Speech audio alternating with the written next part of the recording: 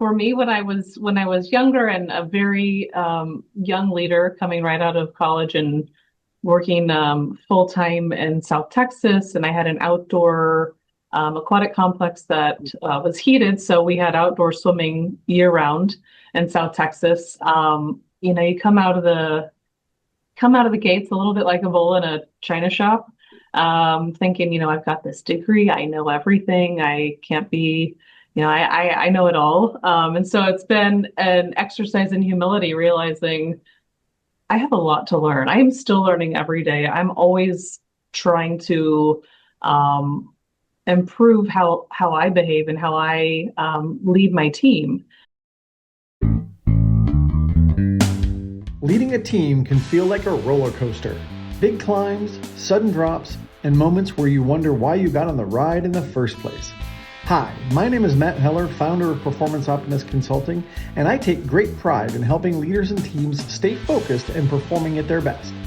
Through engaging keynotes, hands-on workshops, and practical coaching, I help leaders turn fear into confidence and discomfort into momentum. This means fewer breakdowns and more breakthroughs. If your organization is ready to start building real forward motion, it's time to take action and make better performance and growth your main attraction. Visit performanceoptimist.com/attractionpros for an exclusive offer.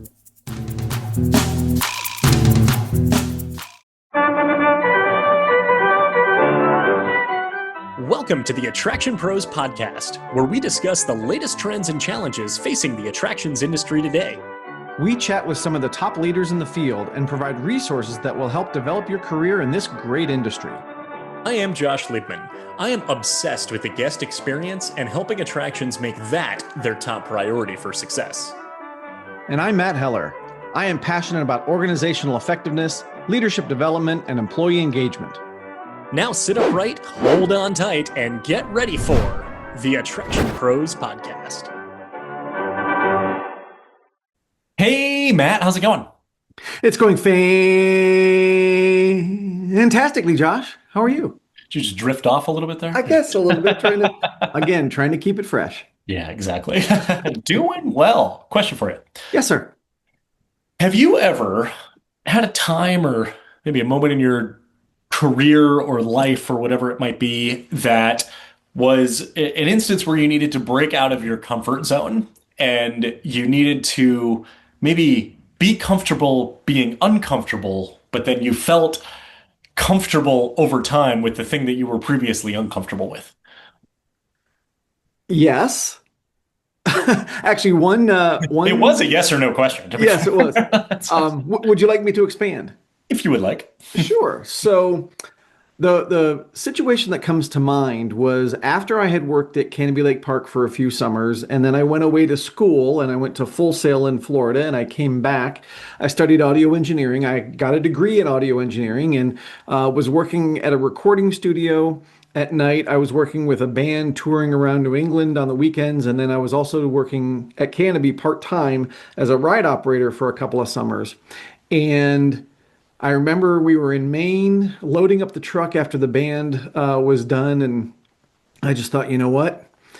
I like doing this, but I really loved what I was doing at the park. And so it was I wouldn't say a really uncomfortable situation, but it was a little weird going back to my boss at the park and saying, you know what? I really want to come back full time. I did this school thing, I did something else. I want to come back full time. And I went from being a ride operator, as most people knew me for the last 2 summers, even though I was a group leader before that, for the last 2 summers since I was just part-time. And then the next summer, here I am a ride supervisor. So I kind of went in a weird order. I went ride operator, assistant lead, group leader, 2 summers of, part-time ride operator, and then to a supervisor position. So I was kind of uncomfortable doing that and making that transition. But, kind of once I got into it, I got much more comfortable doing it. Was that sort of what you were looking for? Totally. Okay. Cool. How about you? I can think of a couple moments. I can think when I kind of pivoted a little bit outside theme parks and attractions and went into consulting for luxury hospitality after I finished grad school, got my master's in hospitality, and was auditing luxury hotels and resorts, and was like, Okay, I have to audit turn down service. I don't know what turn down service is. I do not know what an amuse bouche is. I do now. I still don't know if I would have known about it had it not been. But the other thing that I think about too is podcasting.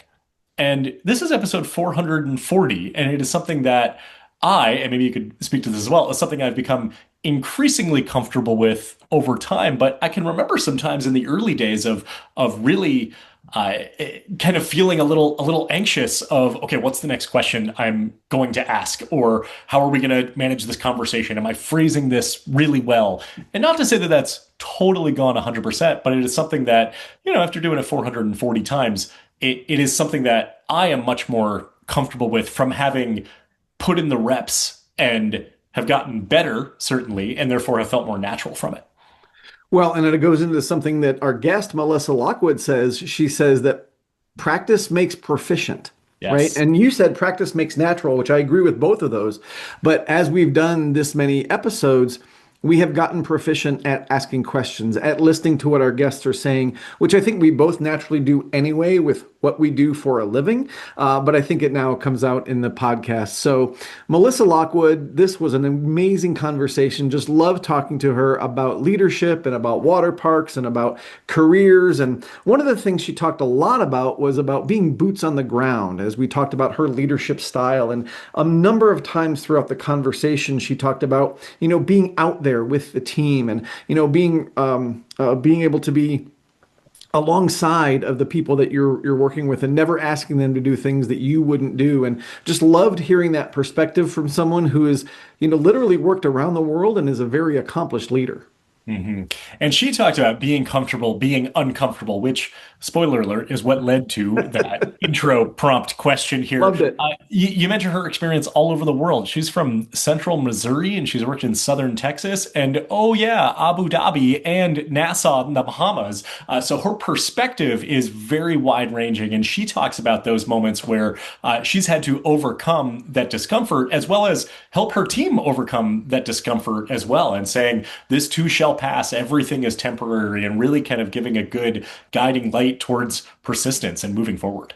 Yeah, I love that perspective. And one of the other things she talks about, which we really wanted to dive into, was opening a luxury water park and operating a luxury water park, because I don't think a lot of water parks put the word luxury in front of them, and it's part of the resort that they're located at. But just the ins and outs, the challenges, the opportunities of bringing that kind of experience to life for the guests, it was really fascinating to listen to. Which was so cool. I mentioned earlier of that I spent some time in luxury hospitality, and so this was just so exciting to be able to really dive into that realm. So should we dive into this interview with Melissa Lockwood? Well played, and yes. Hey, Melissa, welcome to the Attraction Pros podcast. We are so excited to have you on today. How are you? I'm doing well, thank you, and I'm excited to be here. Excellent. Well, we're really excited for this conversation. I am in the Midwest right now, and it is just covered in snow outside. So I'm really excited to be talking about not just water parks, but also the Bahamas. But first, let's talk about you. Tell us a little bit about your background and your career. Absolutely. Well, funny you mentioned you're in the Midwest. I grew up in the Midwest in central Missouri, and was really a municipal parks and recreation person for the early part of my career.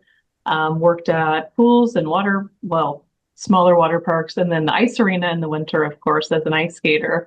And got my start there. Mom said when I was 15, you better go get a job. And I thought a lifeguard job sounded pretty cool, pretty fun. And so that really kind of opened the whole experience for me, starting as a lifeguard and then working my way up into pool management through high school and college. And then after I graduated from the University of Missouri, I moved down to South Texas, working again in municipal parks and recreation for several years in Texas and Missouri. And then in 2011, I went to the World Water Park Association show and heard about a water park opening in Abu Dhabi. And so had never been outside the US. I did have a passport with no stamps on it though. And decided to apply for a job there and ended up moving there sight unseen in 2012. And so I was able to really have incredible career experiences there in the Middle East and spent 7 years there on Yas Island, and then had the opportunity to come here to the Bahamas and open a new water park at Baha Mar Resort in 2019. And I've been here since. That's so cool. I love the fact that you said, well, hey, I just saw there was an opening and I applied for it and I went to across the world sight unseen. Like, what was that experience like? Yeah, actually, at the WWA show, I bumped into a industry friend of mine who is in Riyadh, and not Riyadh, he's at Red Sea now, in Saudi Arabia, and he said that he had applied for this new water park in Abu Dhabi, and he was kind of giving me the scoop on his process and how it worked, and looks like there's a lot of opportunities there, and so I was at the time working for a municipality in North Texas, and I was finishing up my master's degree. And I thought, what do I have to lose? I'm ready to um, try something new. I've always been kind of an adventurous type of person and thought, if nothing else, it's good interview practice. And it worked out. And yeah, a few months later, I moved there. So it was really, just taking that chance, taking the gamble to see what could happen. Hmm. And, really looking at just kind of your career journey and just your experience, suburban Missouri and suburban Texas and the Middle East and the Bahamas, and curious as far as, that wide-ranging experience, how that's influenced just your leadership perspective and just things that you've seen, been able to connect the dots along the way. Yeah, I think it's having that variety of experiences with a lot of wide-ranging different types of people, nationalities, languages, all of that, really to me has been an eye opener, right? That I grew up in the Midwest, and learning about other people, other cultures has always been of interest to me. So realizing we're all more alike than we are different, and even when you might have a language barrier, or different barriers in your way, there's a way to communicate around that, and there's a way to work through that so that you can get the message across. I think it's just a test in patience sometimes. And so you have to really, if you're going to go do those things and work, especially outside of your home country, I think you've just got to be comfortable being uncomfortable sometimes, that you're really pushing yourself and maybe even the people around you and people that might be new to the industry or they've stumbled upon it by chance. This maybe isn't their chosen profession, but they're here because there's a paycheck and job security, and trying to extend that passion that you might have for the industry into people like that. So, Melissa, I'd like to dive into something you said there about being comfortable with being uncomfortable. And that's something that I hear a lot of people talk about. And certainly, if you're going to grow in any sort of way, you've got to be uncomfortable at some point, right? Because that's how you learn new skills and learn how to deal with new situations. So, I guess the question is more about like when you're interacting with young leaders, how do you maybe inspire them to be uncomfortable or being comfortable with being uncomfortable because it's not a natural place for us to want to go? Right, absolutely. And you've got to have your mind right about it that the way I always think about it is everything is temporary. This too shall pass. If it's rough, if it's uncomfortable, it's going to get better. It's going to change over time. And especially the more time you spend in that, outside of your comfort zone, hopefully that comfort zone expands and you start to become comfortable with these different situations. Maybe it's the first time you're dealing with an upset guest, or you have a guest who doesn't read the language that your ride restriction signage is in, and how do we accommodate those things? And so it's something that with practice can be improved. And so I always try to talk to my team about, this isn't going to be forever. Let's, stick with it, give it a good try. And if there are things that we can do to accommodate, modify, to make things smoother, easier, more comfortable, for lack of a better term, to grow that comfort zone, let's find ways to do that. Are there moments where you've realized either with yourself or with team members or employees that you've supported where you've been able to kind of see that shift in being able to realize, oh, I am comfortable right now and kind of recognizing those markers of I used to be very uncomfortable with this or I used to be very not good at this. Now this feels much more natural. And I like how you said, kind of keep practicing to improve. We've all heard the phrase practice makes perfect, but I like a better phrase of practice makes natural. And natural, I think, is aligned more with comfort of, okay, I feel comfortable with this. I'm not the best in the world, but it's something I can at least, I can groove with, basically. Right, absolutely. And I like also practice makes proficient. So you may not be perfect, but you're gonna be good enough to get by. And yeah, I have definitely seen that, especially in back when I was in Abu Dhabi doing a lot of lifeguard instructing, lifeguard instructor trainer stuff. When you're watching those lifeguards that maybe have never, they just learned to swim. They just have learned CPR and counting the compressions to 30 in English from their native language for the first time, seeing that kind of light bulb moment when those things shift. And again, it's the more that you practice, they're getting more proficient. And then seeing, I think back to some of the people that we hired to open Yas World in 2012, came in, weren't strong swimmers, didn't have any experience in water safety, and now some of those people are senior leaders within the company that I worked for. And so seeing that over time, they've continued to develop and grow, and it all started with that being out of your comfort zone, moving to that new place, learning a different language, and just continual practice. And so it's nice to see those moments that, even as the leader, maybe you're thinking, oh, is this person the right fit? Is this person gonna catch on? And then to see years later they did, and they are, and now they're that person bringing in the new people and training them up.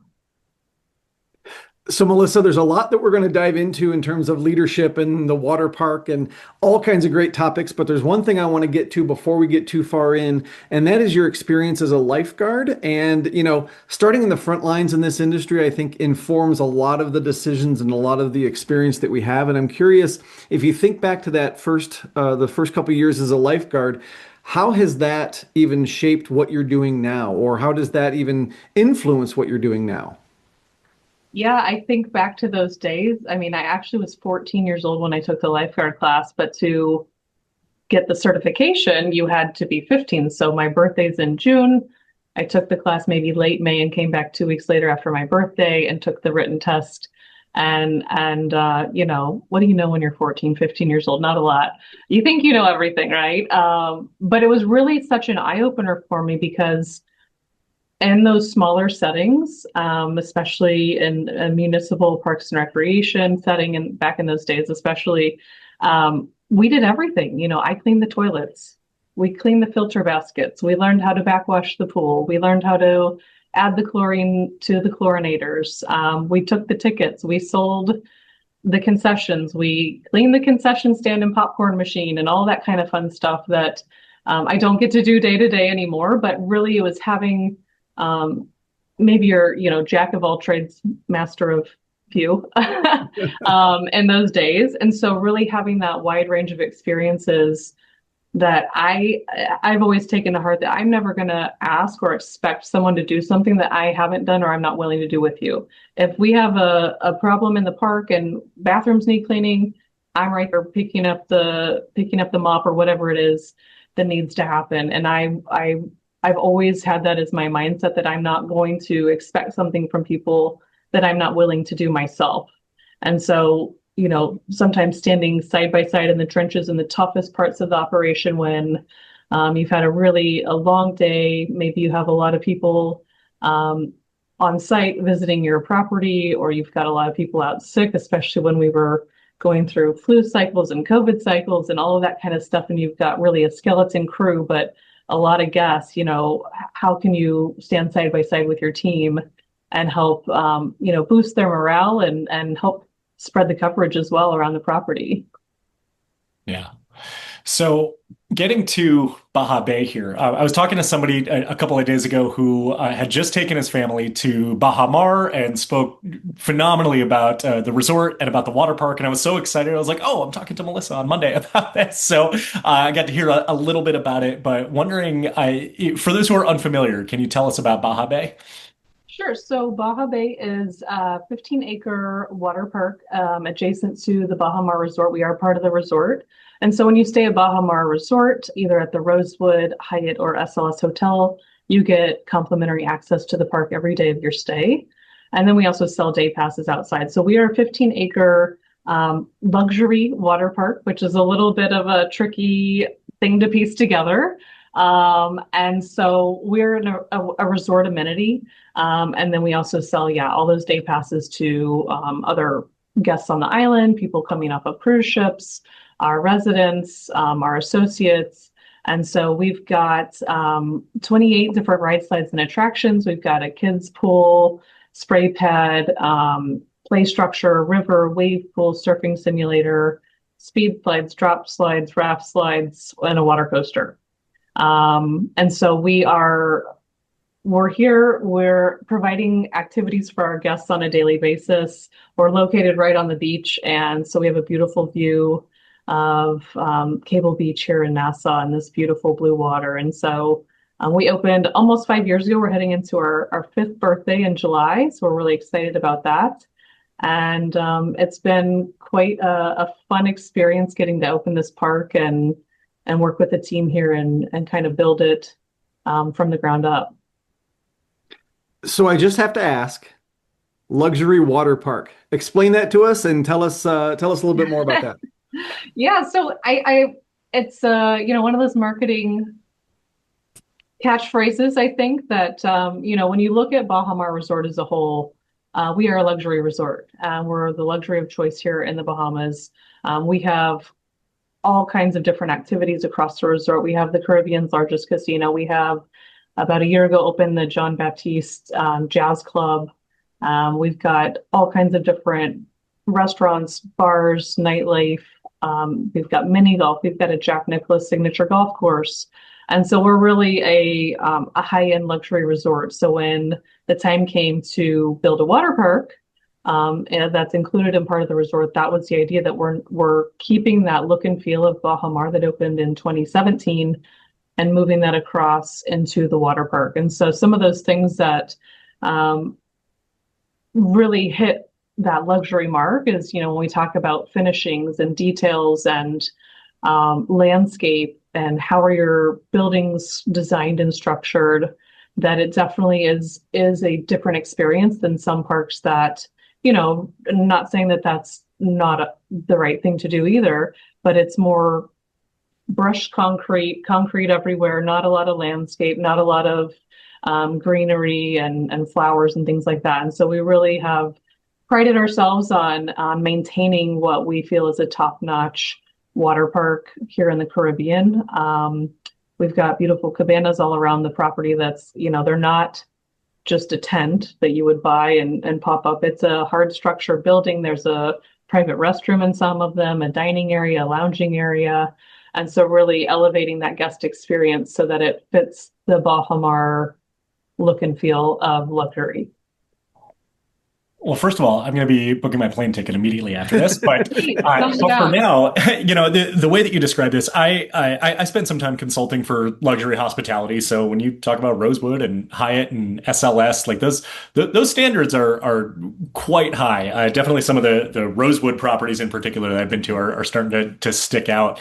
And one of the things too, you mentioned the finishes and you talk about the landscape and the detail and kind of the physical space. A lot of it too, that kind of defines luxury is very much about the people and the hospitality side. And I'm curious if we can talk a little bit of the service standard, the hospitality standard of Baha Bay. Right. So we're a very interesting mix because we are part of the overall resort. Each of our three brands, our hotel brands, have their own global standards. And then being part of the resort service and shared service, where we're servicing all of those guests, we have our own standards as well to be able to meet a Rosewood guest, a Grand Hyatt guest, or SLS guest where they should be. And so across the resort services team and shared services, including our casino and everything, we have our own core values. And so, preaching those to our associates, making sure they know those, they understand why we have these values, why we should be living up to them every day, is a huge part of that. And there's a lot of pride in Bahamian hospitality.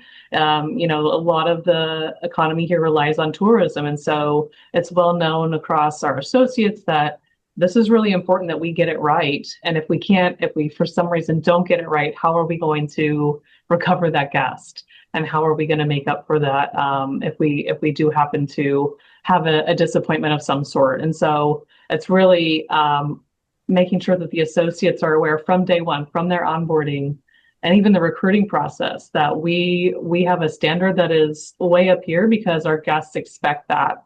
And how are we living that every single day? We go through those kind of trainings. How are we educating guests? How are we interacting with guests? How are we delivering that guest experience day in and day out? Because we're a 365 operation.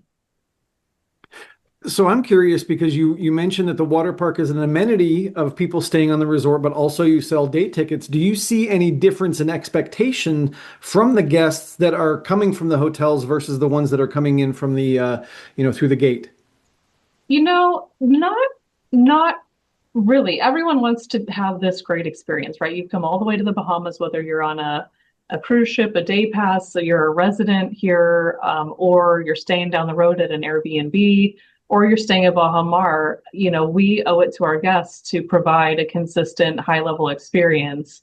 And so we don't really see a huge difference in their expectations. We always want to be exceeding those expectations. And generally, we find that we are hitting the mark or exceeding that with any of our guests. So it's been interesting because when we first started, we opened just for hotel guests for a couple of months just to kind of fine tune things. And once we opened for day passes, we really already had established that high standard that our hotel guests would expect. So everybody is getting that same experience. And I've got to imagine that the standard is probably nearly identical between Rosewood, Grand Hyatt, and SLS. But I am curious, are there specific nuances that then need to be woven into the culture of Baha Bay? You mentioned, okay, we know how to meet or greet a Rosewood guest and greet a Grand Hyatt guest. Are there some differences between those? Aside from just technical components of it. Yeah. Yeah. So our guests each wear a wristband that is their hotel room key. And so that identifies which hotel they're staying in. We really try to keep the standard the same for everybody.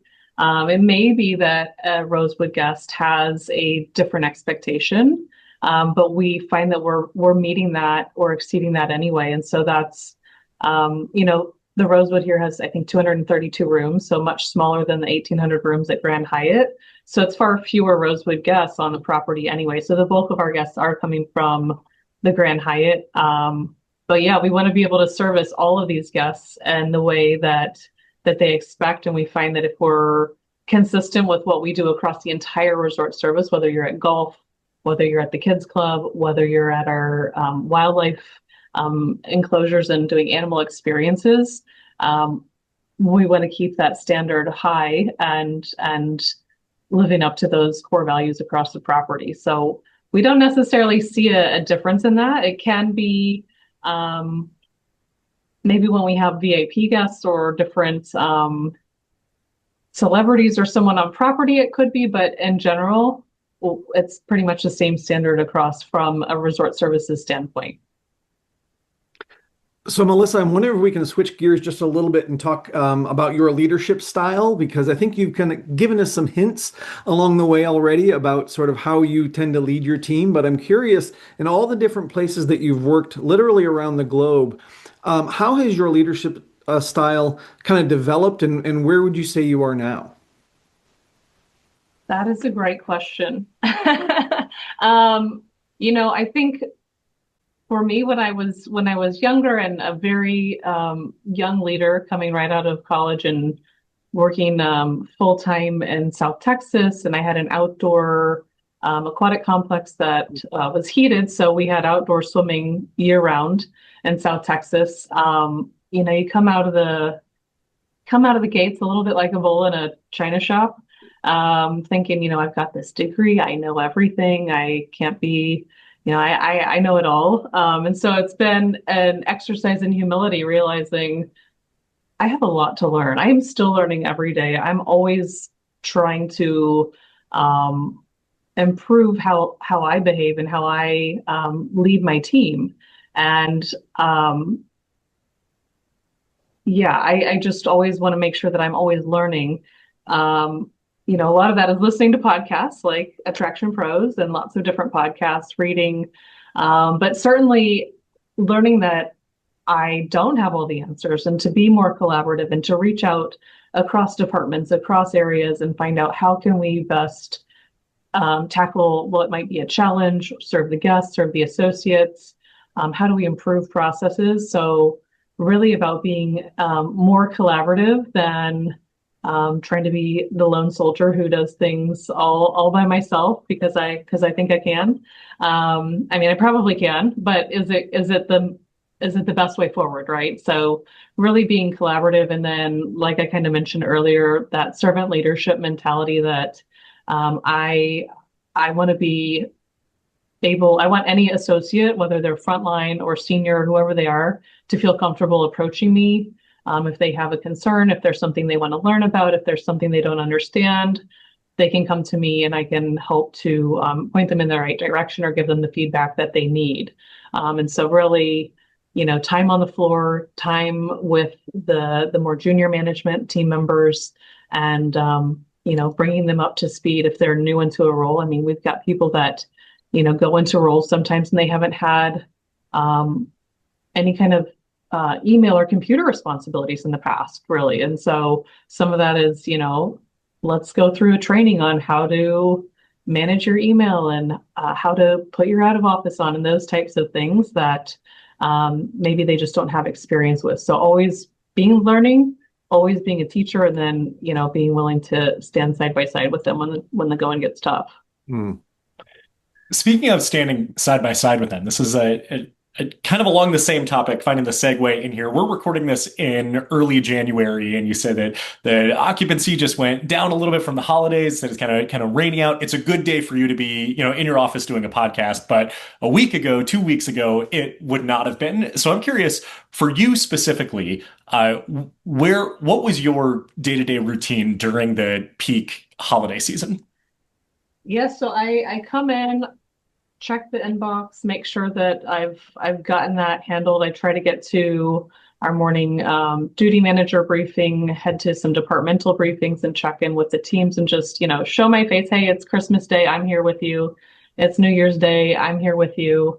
And then, gotta love my Apple Watch, getting the steps in, trying to get around to all different areas of the property and the park, the resort pools, and checking in with the staff just so that they know, I'm here to support them. If they need something, they can come to me. So it's really, a light day during a holiday season might be 15,000 steps. I'm sure lots of your listeners that have a smartwatch or can track it on their phone are, looking at that like a 15,000, that's nothing.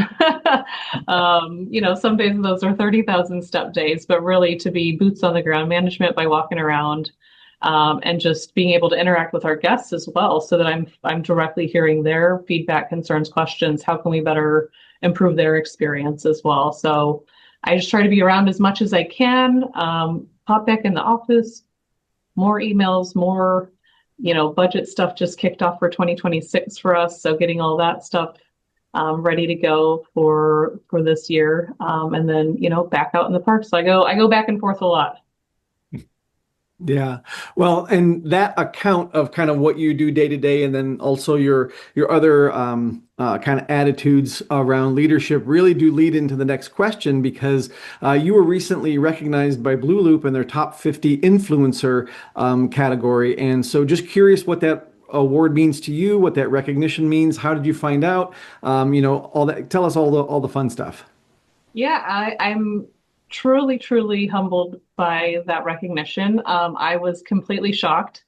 They don't say, it's not one of those things you enter and hey, you're a finalist or whatever. You just find out that you've been recognized. And so I was actually at IAPA at grabbing a bite to eat before I was going to go to the Blue Loop party, and I get a WhatsApp from Victor Danao, and he said, "Hey, you're a top 50 influencer." And I said, "What?" I was just down in the same complex where the party was. And I said, "What are you talking about? Are you sure you have the right Melissa?" Like maybe he WhatsApped the wrong Melissa. And I was like, wait, what a second? Wait a second. And so finished dinner and headed up to the Blue Loop party.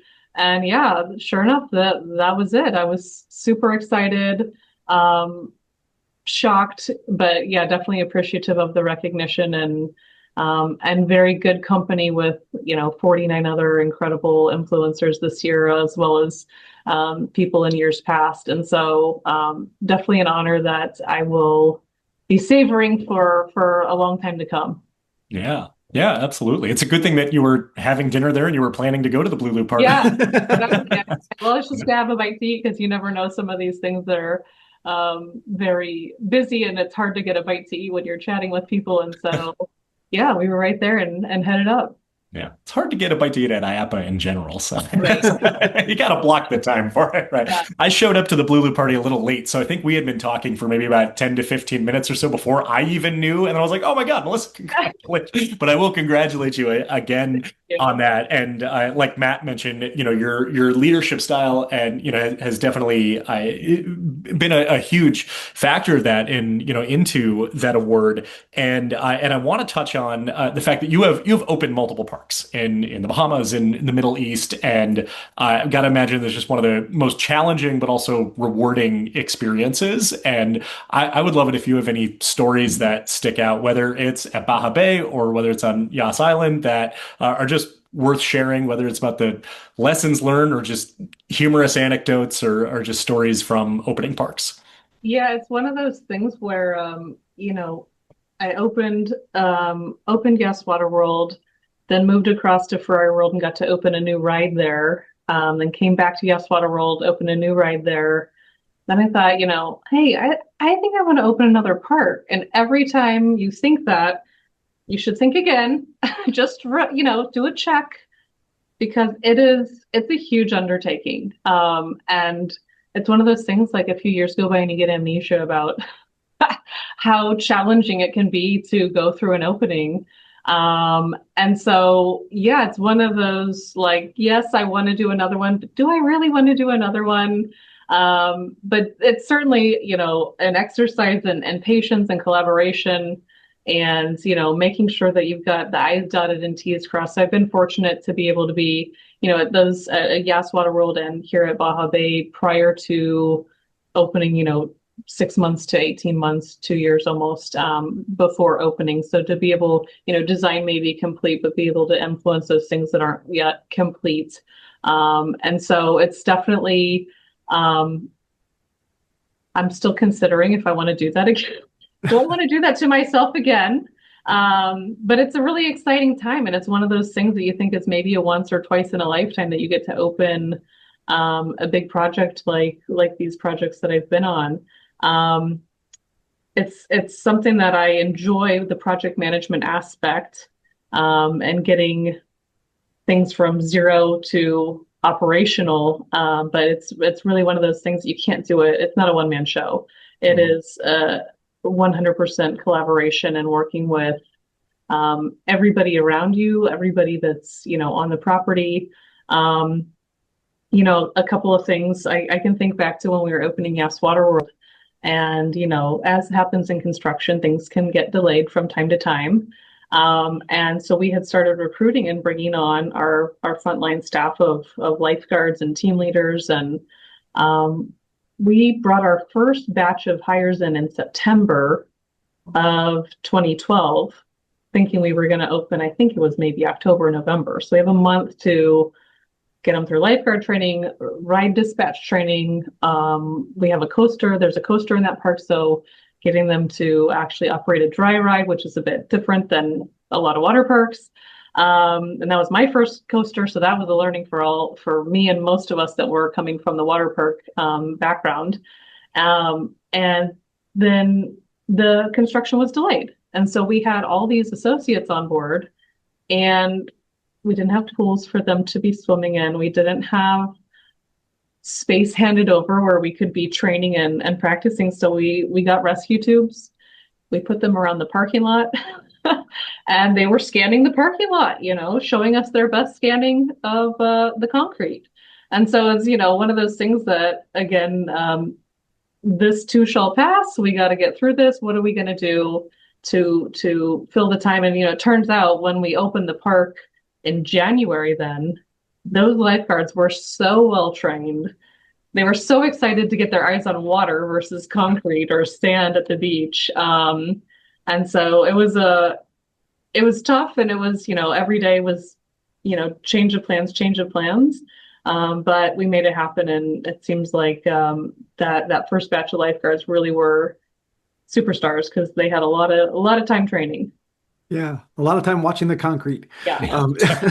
Which I love that from a training perspective, always, finding a different way to get that information across. Yes, you don't have water, you don't have the pools, you don't have the lifeguard stands, but you can figure out a way to teach that skill, which I think is really, really cool. So thinking about, and maybe there's two ways to look at this. A lot of times we'll ask like designers and people who build rides and things like that, what was it like to see that first person come off that water slide or first person come off the roller coaster? And I would love to hear that from the guest perspective, but I'm also thinking about those lifeguards. What was it like also to be the leader of the lifeguards who are seeing people for the first time, or who are on stand for the first time and really doing it? So maybe both of those perspectives would be interesting to hear about. Yeah, so with the guests and as we opened Baha Bay, we did it as a phased opening. So we opened a couple of rides, and then 2 weeks went by, and we got another area of the park handed over. And so it was really cool to say, hey, we have 2 rides. This is the free preview time. We have 2 rides on. You're going to be the first guest to ever go on this ride, and so really making it a special moment. I mean, now we've done hundreds, if not more, practice cycles and test cycles with associates. But the first, real guest to go through. So making that a special moment for them. And we got to do that a few times as we handed over different areas of the park, and we didn't have, 28 rides handed over in one day and operating. So that was a really nice way to do it, and giving that opportunity to those special guests. Each time they were the first batch to come down our group raft rides, and giving them high fives and pumping them up, and getting them super excited about it. And then for the staffing side of it, yeah, we did a couple of preview days where we're inviting associates and their family members to come, but really setting that bar high from day one to say, hey, yeah, these aren't paying guests. These are guests coming in for free. They are our coworkers. They are people on their day off. But we're treating them as we would any other guest, right? This might be day one of real rehearsal practice, but this is important because there are people in the water, and we have a responsibility to keep them safe. And so again, it's boots on the ground, being everywhere, watching their scanning patterns, their rotations, making sure that they're doing all these things as they've been trained, and doing everything to keep our guests safe as you would any other day. But closing those days out at the end of the day, hey, we got through day one, we had 400 guests today, tomorrow we're going to have 600 guests, and try to pump them up because again, here all of our talent is Bahamian talent, and so this might be the only time they're ever involved in an opening of a water park. And so keeping it exciting. That it's hard, long, hot days. We started soft opening at the end of May, and then our grand opening was in July, so very hot. But getting them pumped up about, hey, we did this today. We had 4 rescues. We had 200 people go down this ride. Giving them some of that feedback, and definitely when they're getting named and recognized positively by our guests, giving them those shout outs and sharing that with the whole team. So my follow-up on that is then how do you sustain that? So you talked about the phased openings. So you had the advantage of having multiple mini grand openings, I say in air quotes here, but once the champagne period kind of ends, it's when a lot of parks are just okay, now we're just in regular day-to-day operations. How I guess my question is how can every day be a grand opening? Yeah, and that's really hard. If you get the answer, let me know. No, I think it's, coming to those morning briefings with excitement, making sure that, we continually remind our team that, yes, this is day or year 4, month 6 of operation, but every guest that walks in here today, it very well could be their first time here, their first time in the Bahamas, their first time in a water park, first time in our water park. And so we want to keep that experience exciting and fresh for them, which we also try to do for our associates. You come to work every day, it gets monotonous. And, part of it was in those early days reminding the team, this is the exciting time.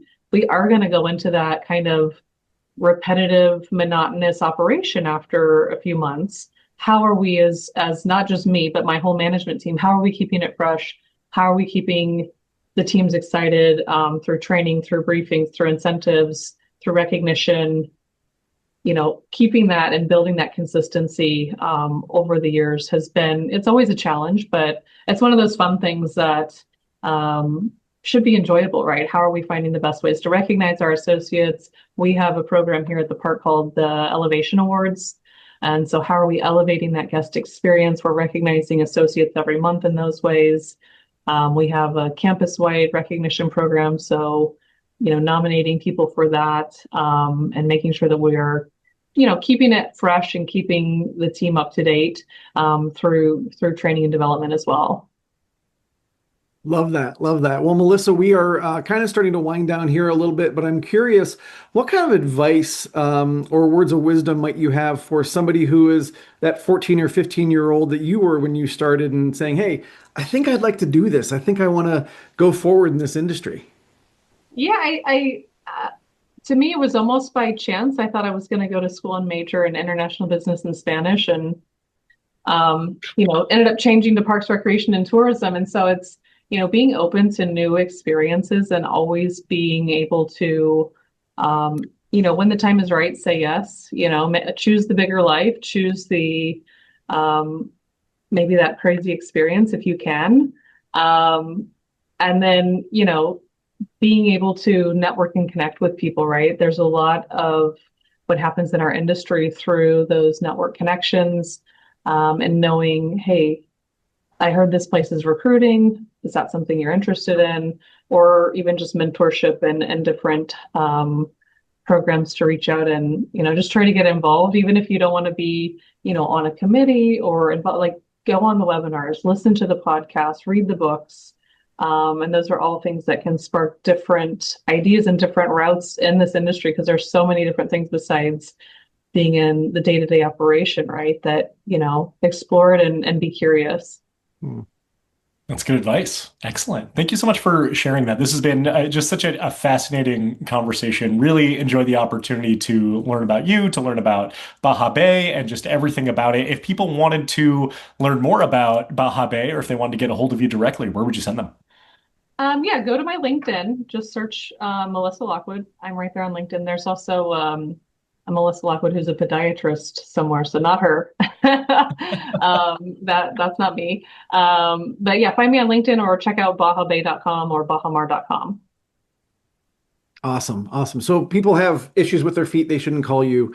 No, I'm not going to be much help except to tell them to wear sneakers and not uncomfortable shoes. There you go. There you go. Well, Melissa, this has been a wonderful conversation. Thank you so much for your time. We really do appreciate it. And for everybody out there who's watching and listening, just remember, we are all attraction pros.